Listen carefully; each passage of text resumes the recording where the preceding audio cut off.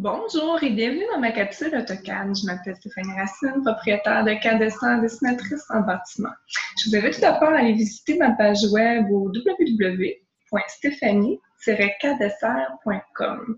Ensuite, si vous avez des commentaires ou des questions, vous pouvez me les envoyer par courriel au stéphanieracine.caddessert@gmail.com. Vous avez toute l'information ici derrière moi.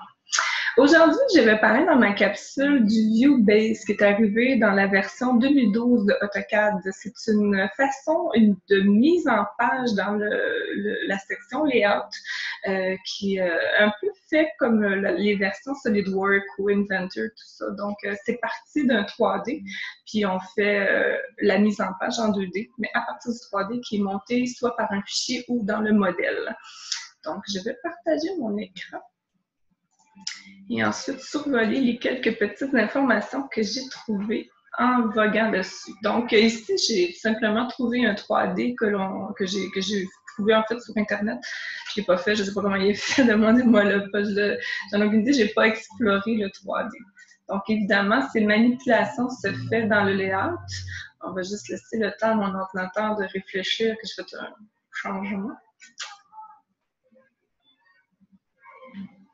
Donc, évidemment, moi, comme je vous mentionnais, je vais survoler un petit peu la commande. Je ne l'ai pas explorée de fond en comble, mais au moins, ça va vous donner une bonne idée. Puis, c'est quand même une commande assez proactive. On voit quand même bien comment ça se passe. Donc, nous marquons au clavier View Base. Ici, on peut soit aller chercher un dossier, un document, ou on peut prendre celui qui est dans le modèle Space. Dans ce cas-ci, on va y aller avec le modèle Space. Et ici, on a simplement cliqué. On peut orienter notre projet. Donc, si on ne veut pas commencer, dans mon cas, moi, je vais commencer par cette vue-là, donc qui est la vue de face, mais on peut changer l'orientation également. Donc, quand on va dans Orientation, nous avons, c'est le menu actuel. Moi, j'ai la version actuelle 2017. Donc, quand nous avons ici soit le top, il va le changer, on peut revenir. Ensuite, on a le bottom, en dessous, tout ça. Donc, on a toutes les vues que l'on peut avoir à partir du 3D. Dans cette situation-ci, je vais continuer avec le de face. Ensuite, on appuie sur Enter et là, on glisse vers le haut. Ce que ça fait, c'est que ça va demander à ma commande de projeter en plan, la vue en plan, tout simplement, de mon projet. Donc, je clique tout simplement. Si je veux avoir la vue de côté, donc la vue de droite, je ne fais que glisser vers la droite. Je pourrais également glisser vers la gauche. Ce que ça fait, c'est que ça me donnerait la vue arrière. Mais là, dans ce cas-ci, moi, je vais avoir la vue intérieure, donc je vais glisser vers la droite. Et si je glisse en diagonale, ça me donne la vue isométrique. Ça, on fait Enter. Dans ce cas-ci, je crois que par défaut, la commande vient avec cet affichage-là, mais on peut la changer. Donc, on sélectionne notre première vue, on fait bouton de droite et on peut aller dans Edit View. Ici, dans Edit View, on peut aller dans Hide Lines. Et ici, on a plusieurs façons de présenter notre 3D et notre mise en page, en fait. On a le Visible Line, où est-ce que toutes les lignes cachées ne seront pas disponibles. Ensuite, si on y retourne, on a celle que vous aviez avant, où est-ce que ça présente les lignes cachées, donc les lignes en arrière. Ensuite, on a le Shade with Visible Line, pardon. Et ça, c'est un peu comme on avait comme preview initialement. Là. Donc, ça applique simplement la couleur du layer de la ligne 3D qui a été travaillée. Donc, voilà. Ou sinon, la dernière option, c'est qu'on peut l'avoir en transparence, mais avec couleur. Dans ce cas-ci, je crois que moi, je vais y aller avec le Visible Line. Donc, on ne voit pas en arrière ce qui se passe. Alors, voilà. Lorsque l'on sélectionne notre vue de base, nous avons un petit bouton interactif ici qui nous offre tout simplement des échelles. Donc, on peut les modifier, évidemment, ils se modifient au fur et à mesure. Bon, c'est sûr qu'ici, j'avais probablement un bien mauvais exemple, mais c'était à défaut de vous le montrer. On peut, comme je dis, vraiment en essayer plusieurs. Moi, je vais y aller avec un petit peu plus gros.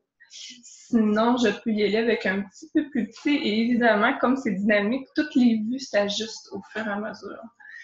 On peut également les déplacer avec la petite poignée qui est ici. Ça déplace le mouvement de celle qui est en interaction. Donc, si je déplace vers le haut, celle de droite va suivre vers le haut. Si je déplace de gauche à droite, celle de gauche à droite va suivre également. Moi, je vais simplement les tasser un petit peu pour vous montrer en même temps que l'on peut créer des coupes assez rapidement.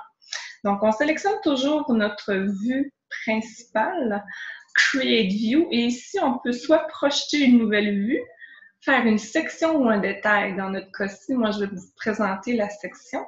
Donc, on le sélectionne. C'est vraiment le même principe. Je ne sais pas si vous avez déjà travaillé avec SolidWorks ou Inventor, mais c'est le même principe de mise en page.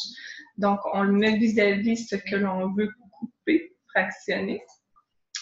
Comme ça. Dès qu'on a sélectionné notre vue puis qu'on a fini notre chemin, on fait Enter. Et c'est à partir de là, selon la direction vers laquelle on va virer, la vue va s'ajuster. Évidemment, moi, je vais avoir une vue vraiment directe de mon mobilier. Donc, je vais la tasser vers la gauche pour avoir une vue directe. Et c'est ce qui est présenté. Je fais un beau Enter. Ça me dit la section. Ça m'offre directement l'échelle, la section mentionnée. On peut le faire de maintes reprises. On peut le faire toutes les vues. Je pourrais le recréer encore une fois, mais plus loin, en faisant simplement une reprise de Enter. Donc, je pourrais le faire comme ça. Enter. Puis, oups, j'ai également la vue de la plus petite armoire. Donc, ce qu'on comprend, c'est que cette armoire-là complète, cette armoire-là est coupée en deux, puis on voit un petit peu la hotte de poêle. Alors voilà, et évidemment, si je change mon échelle, tout s'ajuste au fur et à mesure. Il suffit simplement de tasser la poignée un petit peu plus loin. Oups, pardon, j'avais pas sélectionné la bonne chose. Et de se refaire un peu une mise en page de tout ça. Bon, là, je suis comme imbriquée dans l'autre, là. Excusez-moi. Alors voilà. Donc, on prend la poignée, on se tasse, on fait un réaménagement un peu de ça selon, mais tu sais, comme vous pouvez comprendre que c'est beaucoup moins rushant que lorsqu'on travaille avec les standards Viewport, entre autres. Tout est plus facile et plus adéquat, plus rapide, effectivement. On peut aussi effectuer des détails. Tiens, je crois qu'on peut effectuer, pardon, des détails ici. Détail View. Fait que moi, mettons, je sais pas, je veux voir le côté ici. Comme vous pouvez voir, il va sélectionner une bulle. Et voilà. Il m'a fait le détail de cette bulle. Et comme à l'habitude, ce qu'il va faire, c'est qu'il va me mentionner l'échelle, la détail, il provient de où, tout ça. Encore une fois, tout est dynamique. Donc, si je change le positionnement de mon détail, excusez-moi, la vue est dynamique, donc elle s'est ajustée au positionnement de mon détail.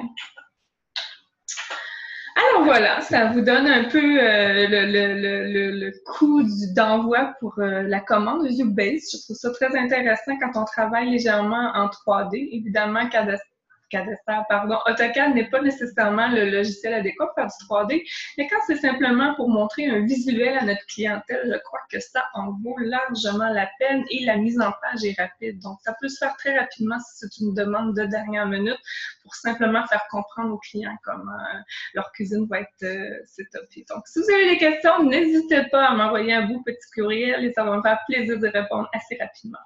Donc, sur ce, je vous remercie et passez une agréable journée.